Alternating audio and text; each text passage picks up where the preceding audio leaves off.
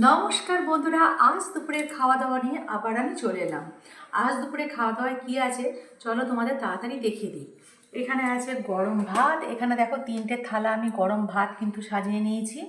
এখানে আছে আলু আর পেঁয়াজকলি ভাজা, এখানে আছে ডাল, আর এখানে আছে বেগুন ভাজা, সাথে এখানে আছে নতুন আলু আর ডিম দিয়ে একদম কিন্তু গা মাখা একটা শুকনো ডিমের তরকারি। তো এই হলো আজ দুপুরের আমাদের খাওয়া দাওয়া। তাহলে চলো খাওয়াটা শুরু করি। বন্ধুরা, দুপুরের খাওয়া দাওয়া নিয়ে চলে এসেছি।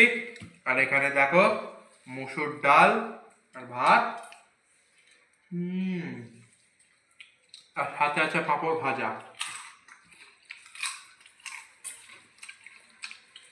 জাস্ট খাওয়ার শুরুটা জমে গেছে। এটা কি বলতো, বেগুন ভাজা,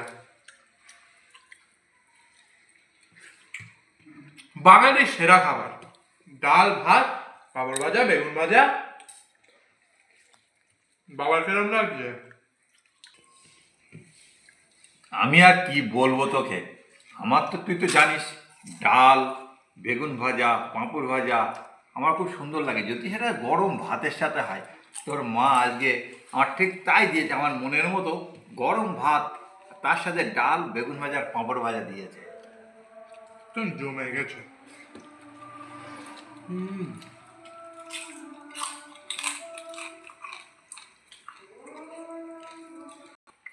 তো বন্ধুরা, ডাল খাওয়া হয়ে গেল। আজকে খাওয়ার শুরুটা কিন্তু মা একদম জাস্ট জমিয়ে দিয়েছে। এবারে যেটা খাবো, পেঁয়াজকলি আর আলু ভাজা। তো শীতের দুপুরবেলা গরম ভাতের সাথে পেঁয়াজকলি আর আলু ভাজা তোমরা কারা কারা খেতে পছন্দ করো অবশ্যই কিন্তু কমেন্টে জানিও। আমার তো খেতে দারুণ লাগে।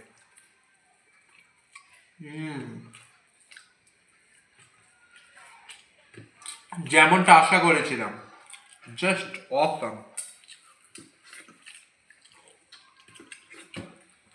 এরকম ওয়েদার আর নিজের মায়ের হাতে রান্না, ওহ কি লাগছে।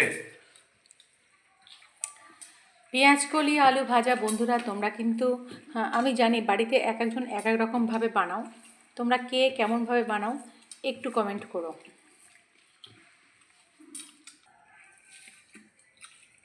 কেরম লাগছে পেঁয়াজকলি আর আলু ভাজা? পেঁয়াজকালি আর আলু ভাজা শীতের দিনে তো খুব ভালো লাগে। কেন বলতেনি, যত শীত পড়বে তত পেঁয়াজকালি রান্না তত বেশি টেস্ট হবে।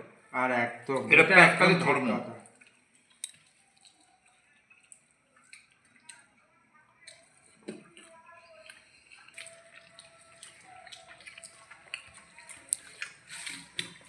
কেমন লাগছে ডিমের তরকারি?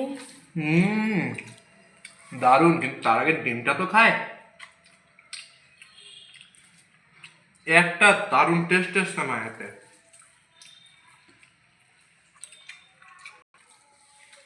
মানে ডিমের তরকারিতে কিন্তু একটা কালার এসছে, কিন্তু দারুণ। দেখো, মটরশুঁটি পেস্ট করে দিয়েছি, ওই জন্য একটা সবুজ সবুজ কালার এসছে, আর খেতেও কিন্তু অন্যরকম হচ্ছে। তাই বলি কালারটা কিন্তু ঠিক লাল না, যেহেতু মটরশুঁটি পেস্ট করেছো এই যে একটু সবুজ আবার একটা কালার এসছে। আর খেতে হয়েছে তো দারুণ।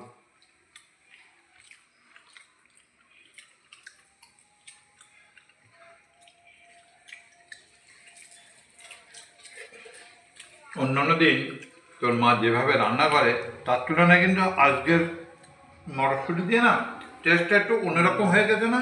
একদম আর মুখে যে স্বাদটাও যেন পাল্টে যাচ্ছে, ডিমের ঝোল যখন মুখে দেওয়া হচ্ছে। একদম তাই, একদম পুরো ভিন্ন স্বাদের, খেতে দারুণ।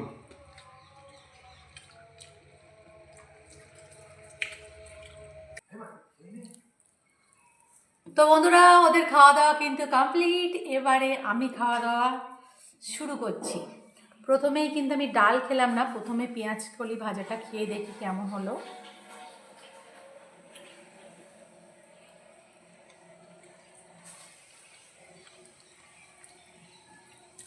খুব ভালো লাগছে। ঠান্ডাটা কিন্তু বেশ কদিন জাঁকিয়ে পড়েছে, আর এত ঠান্ডার মধ্যে পেঁয়াজকলি ভাজা কিন্তু খেতে চমৎকার লাগছে।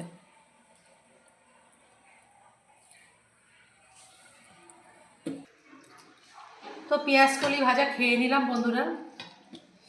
এবার খাবো হালকা করে মুসুরির ডাল, আর এখানে আছে দেখো বেগুন ভাজা। তো বেগুন ভাজা দিয়ে পাঁপড় ভাজা দিয়ে মুসুরির ডাল।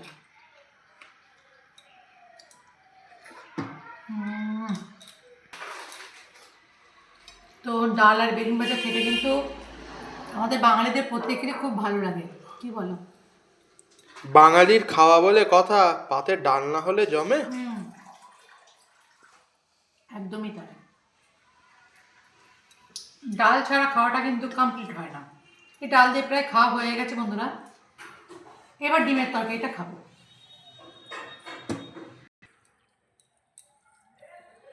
তো ডিমের তরকারিটা এবার খেয়ে নেই।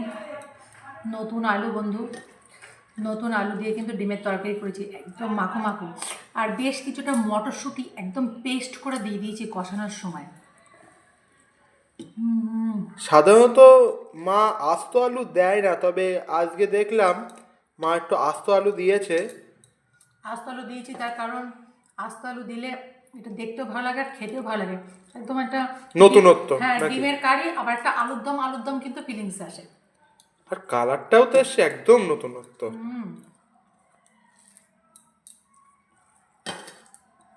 তো কে কে এই মটরশুঁটি পেস্ট করে কথাটা জানো অবশ্যই একটু জানিও কমেন্টে।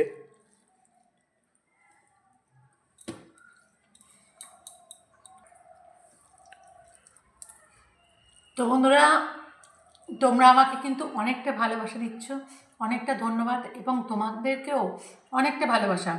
আমার ভিডিওগুলো এইভাবে তোমরা লাইক করো, আর একটা করে সুন্দর গঠনমূলক কমেন্ট করো, আর যদি পারো সম্ভব হয় তাহলে একটু শেয়ার করো।